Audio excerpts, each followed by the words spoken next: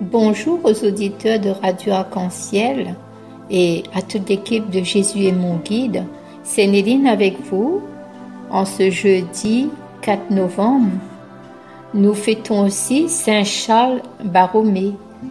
Il est né en 1538-1584. Il est le neveu du pape Pie IV. Il fut nommé archevêque de Milan en 1564 et il travailla à la rénovation en profondeur de l'Église dans les prix du Concile de Trente. Nous souhaitons aussi un joyeux anniversaire à ceux qui sont nés en ce jeudi 4 novembre. Seigneur, pardon. Sur un plateau d'argent, tu m'offres le bonheur. Moi, inconscient, je retiens mon malheur en rejetant la foi, l'espérance et l'amour. Je cours à perdition, jour après jour. Père, qui n'abandonne aucun de ses enfants, tu me rappelles sans cesse à la vie. Moi, persécuteur, indigne, ennemi, je résiste à ton œuvre, au travail de l'esprit. Qu'est-il devenu cet homme que j'étais, Seigneur? Ce grain de poussière, cette boue modelée que tu as pétrie pour me façonner, avec amour et joie, y mettant tout ton cœur. Aide-moi à reprendre conscience de ce sang versé par Jésus sur la croix, qui a payé très cher le rachat de mon âme. Lui aussi est venu pour me conduire à toi. Lecture de la lettre de Saint Paul apôtre aux Romains, chapitre 14, versets 7 à 12. Frères, aucun d'entre nous ne vit pour soi-même, et aucun ne meurt pour soi-même. Si nous vivons pour le Seigneur. Si nous mourons pour le Seigneur. Ainsi, notre vie, comme dans notre mort, nous appartenons au Seigneur. Car si le Christ a connu la mort, puis la vie, c'est pour devenir le Seigneur et des morts et des vivants. Alors toi, pourquoi juger ton frère? Toi, pourquoi mépriser ton frère? Tous, en effet, nous comparaîtrons devant le tribunal de Dieu. Car il est écrit, « Aussi vrai que je suis vivant, dit le Seigneur, tout genou fléchira devant moi, et toute langue proclamera la louange de Dieu. » Ainsi, chacun de nous rendra compte à Dieu pour soi-même. Parole du Seigneur, nous rendons grâce à Dieu.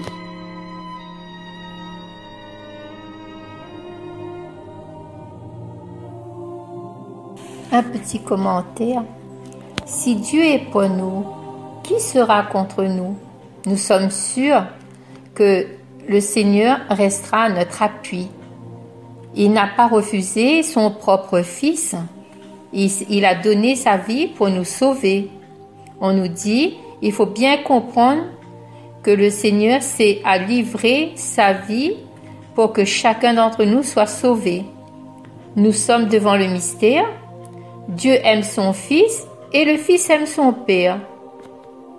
Et pourtant, il y a des obstacles quelque part qui nous empêchent d'avancer avec lui. Mais ces obstacles-là, c'est l'amour de Dieu qui fera triompher.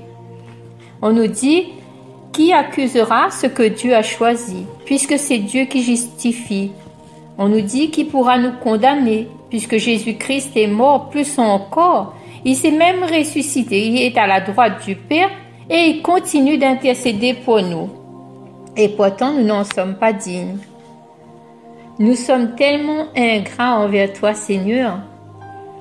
Toi, tu nous aimes davantage. Aujourd'hui, j'aimerais te contempler. J'aimerais aussi comprendre ton intercession pour moi dans le ciel, ainsi que pour tous les hommes.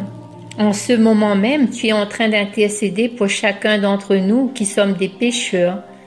Et même ceux qui font le mal, même moi quelquefois quand j'agis mal, tu es en train d'intercéder pour tous ceux qui me font du mal, pour tous ceux que je n'aime pas et que je déteste. Qui pourra nous séparer de cet amour du Christ? Il m'arrive, Seigneur, de me demander si je t'aime vraiment. Mais souvent, mes actes quotidiens est différent de ta volonté. Et qui pourra me séparer de l'amour du Christ? Rien ne pourra nous séparer de l'amour de Dieu qui est en Jésus. Ni la détresse, mais ni l'angoisse, ni la persécution, ni le danger. Et Paul vient nous expliquer ses obstacles personnels. Et il nous dit, rien ne peut nous séparer de toi. Aujourd'hui, je vais prendre un petit temps de silence et je vais réfléchir. Je vais aussi rajouter ma propre liste pour mieux comprendre ce que Dieu attend de moi. Quel bel celui qui nous a aimés. Seigneur, tu veux mon bonheur. Tu me tends la main quand je tombe. Tu me comprends. Tu donnes la vie pour moi. Tu me pardonnes et tu m'aimes. La lecture d'aujourd'hui nous rappelle et nous met la lumière du salut. Il nous dit qu'il faut admirer la beauté de Dieu. Il nous dit aussi qu'il est bonté sur la terre des vivants.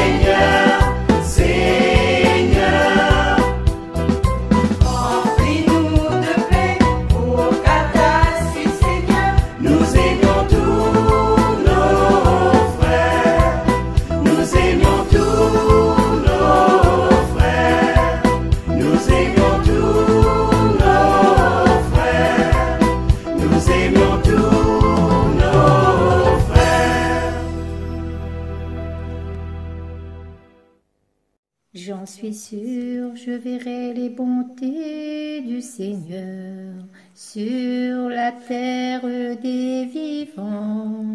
J'en suis sûr, je verrai les bontés du Seigneur sur la terre des vivants. Le Seigneur est ma lumière et mon salut. De qui aurais-je crainte? Le Seigneur est le rempart de ma vie. Devant qui tremblerai-je? J'en suis sûr, je verrai les bontés du Seigneur sur la terre des vivants. J'ai demandé une chose au Seigneur, la seule que je cherche, habiter la maison du Seigneur tous les jours de ma vie, pour admirer le Seigneur dans sa beauté et m'attacher à son temple. J'en suis sûr, je verrai les bontés du Seigneur sur la terre des vivants. J'en suis sûr, je verrai les bontés du Seigneur sur la terre des vivants. Espère le Seigneur, sois fort et prends courage. Espère le Seigneur. J'en suis sûr, je verrai les bontés du Seigneur sur la terre des vivants. J'en suis sûr, je verrai les bontés du Seigneur sur la terre des vivants.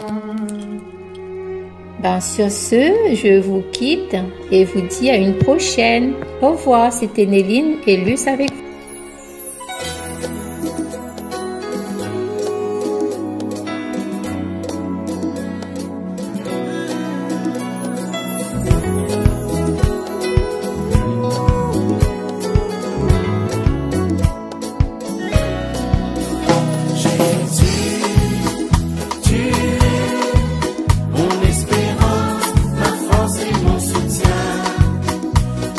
Joie de te faire